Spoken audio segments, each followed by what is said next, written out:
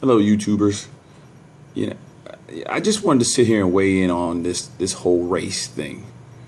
There's a couple high-profile race-related issues in America now. The biggest one being the death of Trayvon Martin, which was unfortunate. The loss of such a young life in any capacity, I think, is horrible. Me having a 21-year-old son, can definitely relate to a young man being in the wrong place at the wrong time, and ultimately his life was taken, which is unfortunate. My problem with situations like Trayvon Martin and Riley Cooper from the Philadelphia Eagles, which I'm a huge Philadelphia Eagles fan, Mark Cuban, let's address one at a time. Riley Cooper said a word, in my opinion, is the most deplorable, heinous word in the English language. The N-word was used to defame a whole race of people, to undermine any accomplishment, to degrade them as people. So the word is horrible. So in my opinion, nobody should use it. Black, white, purple, anybody. So let's talk about what Riley did. He said something, liquored up. Somebody stuck a camera in his face and he said an idiotic thing. Me personally, I gave him a pass. Not because I didn't think what he did was wrong, but because you have to put things in perspective. Riley Cooper plays in a league where it's, I don't know, I'm sure it's upwards of 75% African American, the NFL. And I said this to a buddy of mine. I said, the bad thing is Riley Cooper probably hears the word nigger or nigga 100 times throughout a football game, probably 50, 60 more times in the locker room. Not a big deal to him. If you guys can, disgrace each other with the word, well, hell, why can't I use it? So I kind of give him a pass because we get passionate. We being black people or African Americans, we get really passionate about trying to police other people and really come down hard on folks, but we won't police ourselves. Our communities at times are in disarray. We use the N-word. We glorify, illicit acts with women, with our, the ladies in our community, through rap videos, through, our common speech. We refer to each other as nigger. We use bitch, as a term of endearment, like we don't know any better. Like the history does come into play here. So with all that being said, if we can use it, I think he should be able to use it.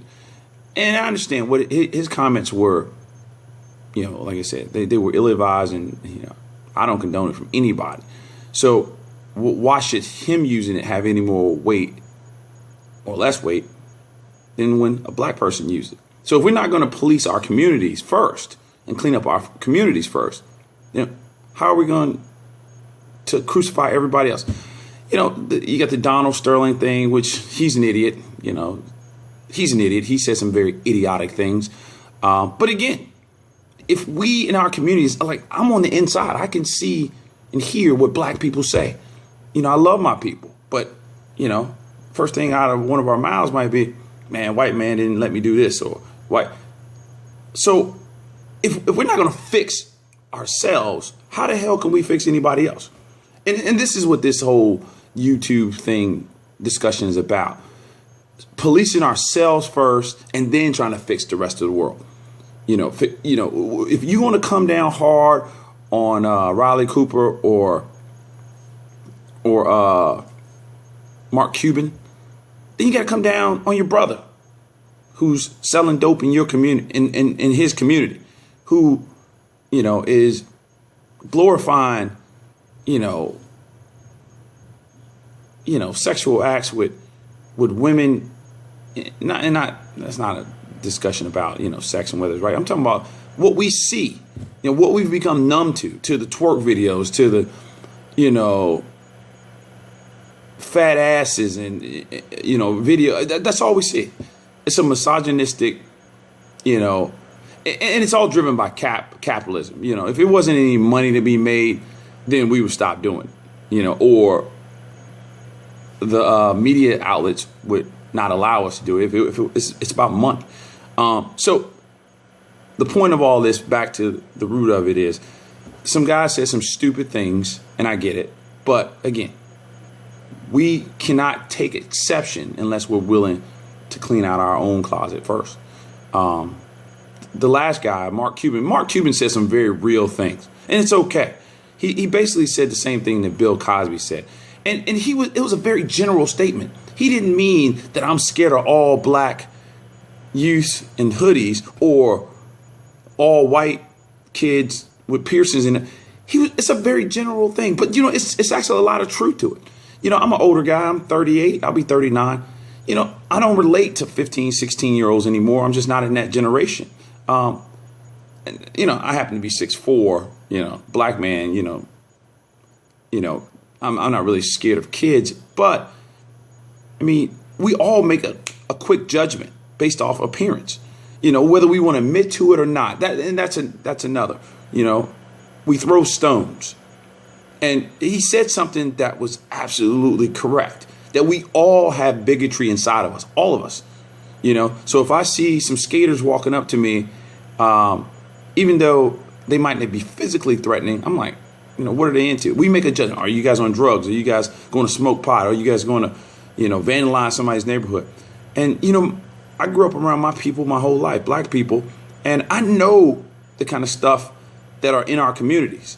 You know, it's hard not to sometimes stereotype when we project this image out there of, you know, there's no difference in the way a dope boy would dress versus a hot rapper. So how am I supposed? And based off his lyrics, one group is idolizing the other. You got Jeezy, who's one of my favorite artists because I like that fast music, glorifying the dope game, and the dope dealers, they listen to Jeezy. So how do we get to unblur the line? So, you know, again, back to my original point. If we're not going to clean our own closet, how the hell are we going to police everybody else? How are we going to crucify everybody else? When you know, some journalist made a good point when it was a discussion on the N-word. Okay, Trayvon Martin, tragedy, whatever. But there's gun violence, there's violence in our communities every single day. And guess what? The last word of a young man or woman who got killed by a stray bullet, caught in the middle of a drug war, a robbery, at the hands of another African American, the last thing they might have heard was nigger. So is it worse that, you know, black on black crime, we use the N-word? Is that not a tragedy in itself? And it's ongoing. It's an ongoing thing that we don't care to dive in and stop. We don't want to stop deadbeat dads or, you know, teaching our children to have good moral compasses at a young age. We want to show them twerk videos, and we want to show them how to pop off, you know, or we know your cousin's a dope boy, but we're not going to worry about him because he's bringing money in. So I got to do what I can. That's the most idiotic thing I've ever heard in my life. And I grew up in one of the nastiest projects in Chicago, Cabrini Green.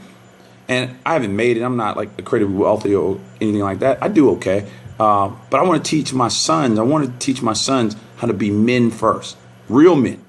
Not make money at all costs, using nasty language to describe yourself at all times, to glorify violence or idiotic behavior. So this is just like kind of my own Yorktown, Virginia public service announcement. You know, if we're not going to stop each other from using the N-word and stop each other from causing our own people harm on a daily basis, then let's lay off this piling on, you know, these crusades, rah, rah, rah, when you walk away and you use nigger right when you get done protesting. It makes no sense to me. So, it's Jermaine Bennett. I'll probably make some more videos. I'm out.